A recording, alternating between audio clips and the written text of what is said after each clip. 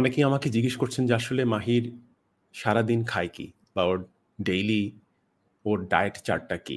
তো ডায়েট চার্টে যাওয়ার আগে আসলে আপনাদেরকে আ এক এইরকম একটা লাইফস্টাইলে কিভাবে পৌঁছলাম সেই একটা ছোট ব্যাকগ্রাউন্ড দেওয়াটা জরুরি।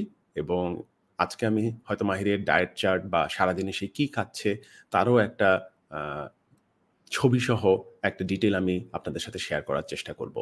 তো আমি ইন্টারেস্টিং একটা মানে এটা একটা জার্নিটা খুব ইন্টারেস্টিং। কারণ এই যে আমরা যেটা নিয়ে কথা বলছি মেটাবলিক সাইকিয়াট্রি, মেটাবলিক হেলথ এই জায়গাটাতে আমাদের ব্রেইনের জন্য যেমন মেটাবলিজমের ভূমিকা অত্যন্ত গুরুত্বপূর্ণ, আমাদের দেহের জন্যও কিন্তু এই মেটাবলিজমের গুরুত্বটা মানে খুব বেশি জরুরি এটাকে বোঝা।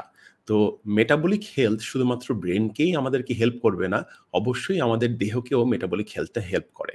তো মেটাবলিক সিনড্রোম নামে আ একটা ব্যাপার আছে। সেটাকে বলে যে আমরা যখন খুব বেশি হয়তো এটাকে কন্ট্রোল করতে পারি না। দেখা যায় যে আমাদের আ বডি আস্তে, আস্তে হয়তো আমরা মোটার দিকে চলে যাই বা আমাদের হয়তো অনেকের সেখান থেকে হয়তো প্রি-ডায়াবেটিস এর দিকে তারা চলে যান। অনেকে আছেন যে প্রি-ডায়াবেটিক প্রি-ডায়াবেটিস এবং ওবেসিটি থেকে তাদের একটা ডিপ্রেশনের মতো চলে আসে এবং সেখান থেকেও কিন্তু আমাদের আ দেহের এই মেটাবলিক সিনড্রোমের সাথে, সাথে আমাদের কিন্তু দেখা যায় সাইকিয়াট্রিক বেশ কিছু ডিসঅর্ডার হওয়ারও একটা প্রবণতা থেকে যায়। কারণ ওবেসিটি এবং সাইকিয়াট্রিক যেই ডিসঅর্ডার আছে তারা কিন্তু টু সাম এক্সটেন্ট রিলেটেড।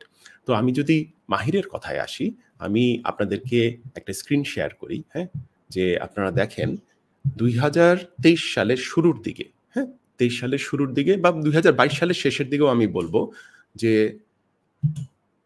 মাহির ২০২২ সালের শেষে বা ২৩ সালের শুরুর দিকে যেটা এর আগে আমি আপনাদের সাথে শেয়ার করেছিলাম যে ওর অ্যাজিটেশন অনেক বেশি ছিল, ইরিটেবিলিটি অনেক বেশি ছিল এবং এই যে আমরা একটা জায়গায় বেড়াতে গিয়েছিলাম এটা মোস্ট লাইকলি কুয়াকাটায়। এই জায়গাটাতেও কিন্তু একটা ইনসিডেন্ট হয়েছিল। ও একটা জিনিস ওর একটা শখের জিনিস একটা ট্যাব ভেঙে ফেলেছিল, একটা ফোনও ভেঙে ফেলেছিল এই জায়গাটাতে এবং আপনারা দেখতে পারবেন যে মেটাবলিক্যালি ও কিন্তু একটা মানে নরমাল চাইল্ড থেকে ওবেসিটির দিকে ও কিন্তু চলে গিয়েছে এই জায়গাটাতে। এবং আ আমি যদি আরো কিছু ছবি দেখাই আপনাদেরকে, আপনারা দেখতে পারবেন জাস্ট এটা কিন্তু ১ বছর আগের কাহিনী।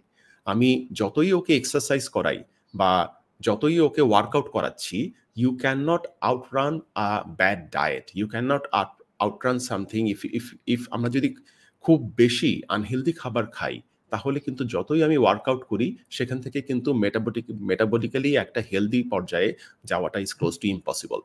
তার মানে কি মাহিরের জন্য চেষ্টা করা হচ্ছিল না? হচ্ছিল। আমি চেষ্টা করছিলাম, ওর জন্য ফিজিক্যাল টিচার আছে তারা চেষ্টা করছিল।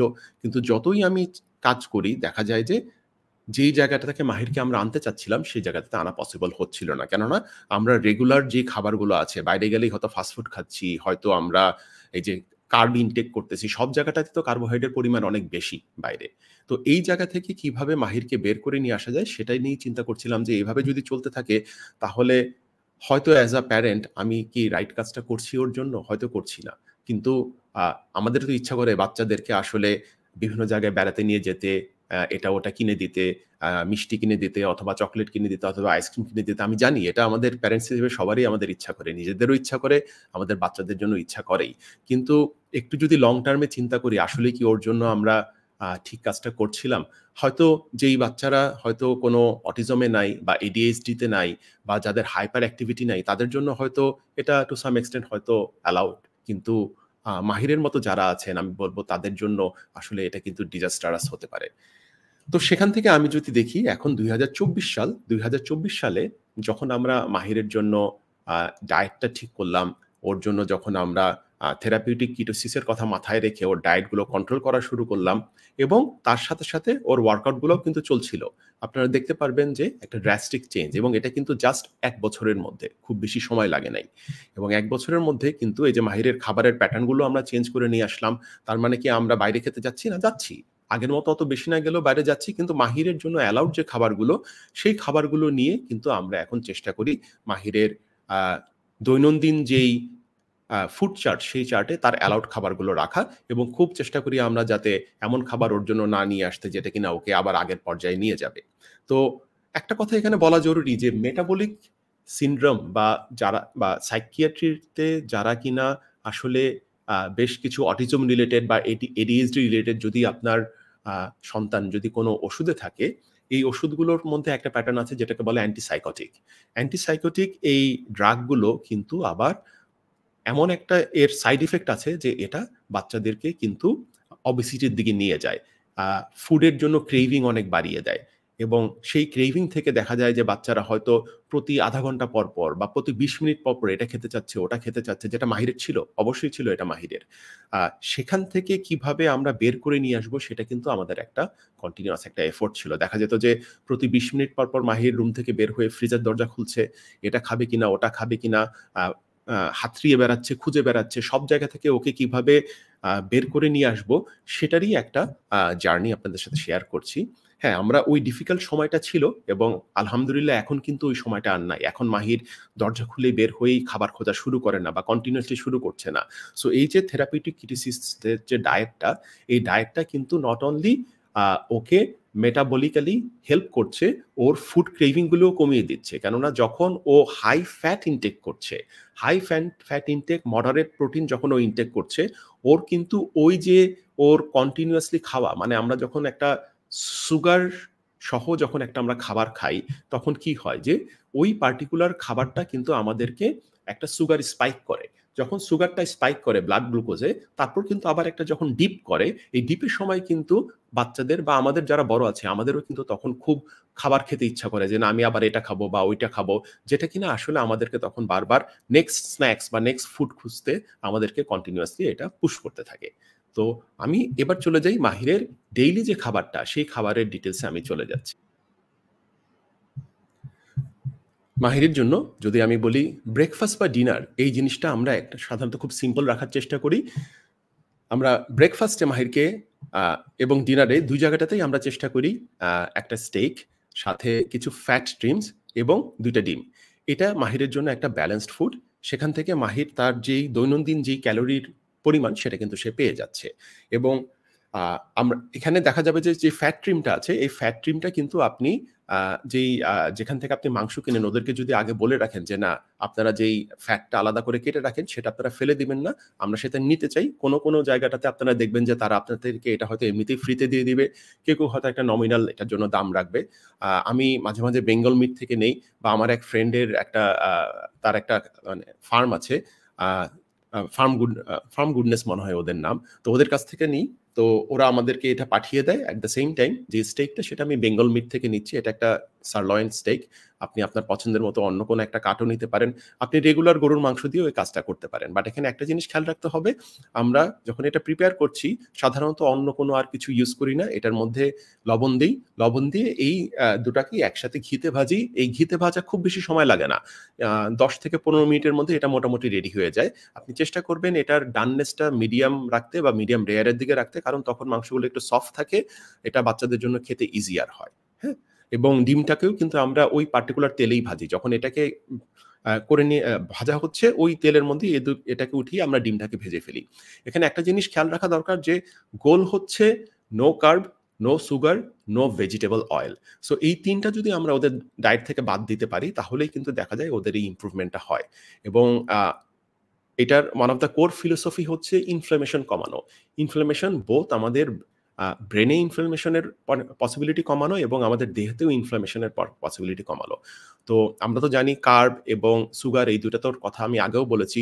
কেন ভেজিটেবল অয়েল? কারণ ভেজিটেবল অয়েলে দেখা যায় যে, যেই ইনগ্রিডিয়েন্ট থাকে বা ভেজিটেবল অয়েলে আপনার যেইভাবে আ এটাতে আপনার নন স্যাচুরেটেড ফ্যাট বা পলিস্যাচুরেটেড ফ্যাট থাকে, সেটাতে যেই বাইন্ডিংটা থাকে এটা বলে যে এটা ডাবল বাইন্ডেড বা পলি বাইন্ডেড আ একটা ফরম্যাটে থাকে। যেটা কিনা আমরা যখন খাই, তখন ওটা আবার যখন আমাদের দেহ মেটাবলিজমের সময় ওটা যখন ভাঙা শুরু করে, ভাঙার সময় ওইটা কিন্তু আমাদের দেহে একটা মানে একটা ইফেক্ট ফেলে, যে ইফেক্টের কারণে আমাদের যেই কোষগুলো আছে, সেই কোষগুলোতে একটা মানে একটা স্ট্রেস তৈরি হয়। স্ট্রেসের কারণে একটা ইনফ্লামেশন হয়। সো ওইটা এভয়েড করার জন্য ভেজিটেবল অয়েলটা এভয়েড করা জরুরি। কারণ আমিও দেখেছি যখন মাহির ভেজিটেবল অয়েল ইনটেক করে, তখন কিন্তু ওর ইরিটেবিলিটি একটু বাড়তে থাকে এবং আমাদের খুব কেয়ারফুল থাকতে হয়। সবসময় যে আমরা 100% এটা এভয়েড করতে পারি তা না। বাট আমরা আমাদের এভয়েড করার আমরা চেষ্টা করি সব জায়গাটাতেই। সো কিছু খাবারের স্যাম্পল দেখাচ্ছি। এটাও মাঝে, মাঝে ও ডিনারে খায় বা ও এটা মাঝে, মাঝে ব্রেকফাস্টে খায়। বাট ব্রেকফাস্ট আর ডিনার আমরা চেষ্টা করি যে খুব সিম্পল রাখার জন্য সামথিং লাইক দিস।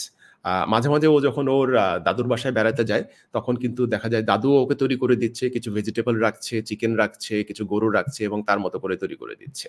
আচ্ছা। তারপর আমি চলে যাই যে আচ্ছা লাঞ্চে সাধারণত কি, কি আইটেম দেই? হ্যাঁ? সো লাঞ্চে আমরা চেষ্টা করি একটু ভ্যারাইটিস রাখতে, একটু ভেজিটেবল রাখতে। কিন্তু এটা দেখতে পিজ্জার মতো বাট এটা কিন্তু আসলে আপনার ডিমের উপর করা।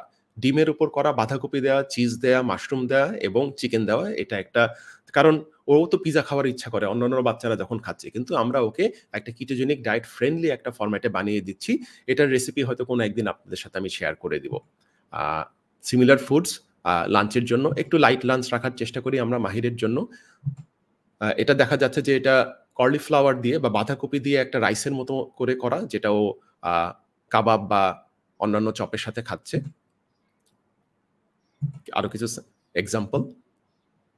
এখানে চিকেন আছে, স্টিয়ার ফ্রাইড ভেজিটেবলস আছে, মাশরুমস আছে। এটা মাঝে, মাঝে ওকে আমরা স্কুলে টিফিনে দেই। আ কারণ টিফিনে খুব লাইট একটা টিফিন রাখার চেষ্টা করি। কারণ সকালবেলা তো একটা হেভি ব্রেকফাস্ট করে যাচ্ছে সেখান থেকেই। লাঞ্চ আইটেমে আমরা ওকে ফিশও দেওয়ার চেষ্টা করি।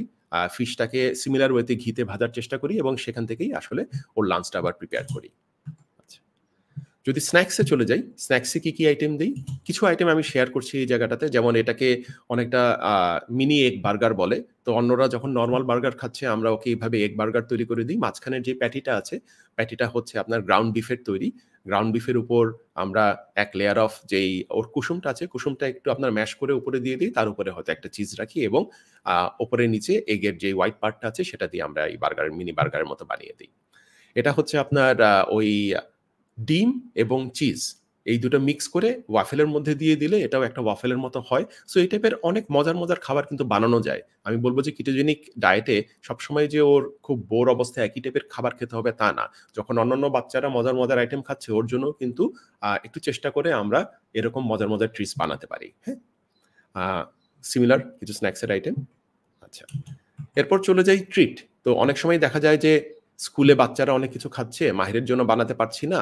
কি, কি জিনিস ওর জন্য দেয়া যায়, সে স্কুল পার্টি হচ্ছে তখন সাথে, সাথে কি দিব?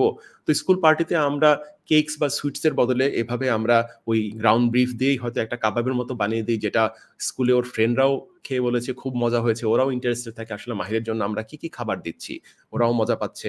এভাবে আমরা হয়তো প্যাক করে দেই কিছু নাগেটস এবং উপরের যে অংশটা এটা হচ্ছে আপনার ওয়ান সর্ট অফ আমি বলব যে সুগার ফ্রি চকলেট, নাটস এবং বাটার দিয়ে একটা চকলেট আ বলের মতো বানানো, যেটা ওর দাদু ওর জন্য বানায়।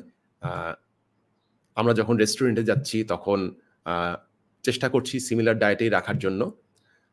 এটাও যে ওই যেটা বললাম যে চকলেট বলের মতো জিনিসটা এটা বানানো খুবই ইজি। এটারও রেসিপি একদিন আপনাদের সাথে আমি হয়তো শেয়ার করে দিব।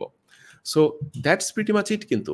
যে এটা কিন্তু খুবই সিম্পল। আমি বলব যে এই ডায়েটটা ফলো করা আপনার হয়তো প্রতিটা কাজই যখন আমরা শুরু করি, শুরুর দিকে হয়তো একটু আপনার মনে হয় যে একটু ডিফিকাল্টিজ মনে হয় বা একটু নতুনভাবে মনে হয় যে এই কাজটা আমি কিভাবে কন্টিনিউ করব।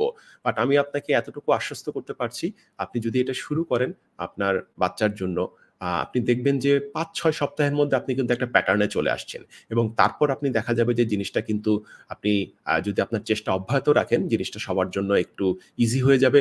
বাচ্চাও হয়তো আস্তে, আস্তে ইউজড টু হওয়া শুরু হয়ে যাবে এবং আপনিও দেখবেন যে আপনার জন্য ডেইলি লাইফের আশেপাশে এটাও ম্যানেজ করা ইজিয়ার হয়ে যাচ্ছে। শুরুর দিকে একটু কষ্ট হবে, অবশ্যই। কারণ শুরুর দিকে আমরা যখনই নতুন কিছু শুরু করতে চাই, আমাদের কিন্তু একটা স্ট্রাগল পিরিয়ড যায়, তাই না? একটা আনকমফোর্ট একটা সময় যায়। বাট আমি যেটা বললাম যে উইদিন 5 or 6 উইকস আপনি দেখবেন যে এটাতে আপনারা অভ্যস্ত হয়ে গেছেন এবং আপনি যার জন্য কেয়ার করছেন তার শুধুমাত্র আ মানসিকভাবেই তার হেল্প হচ্ছে না, ফিজিক্যালিও আপনি দেখবেন যে তার এই চেঞ্জ গুলো চলে আসছে।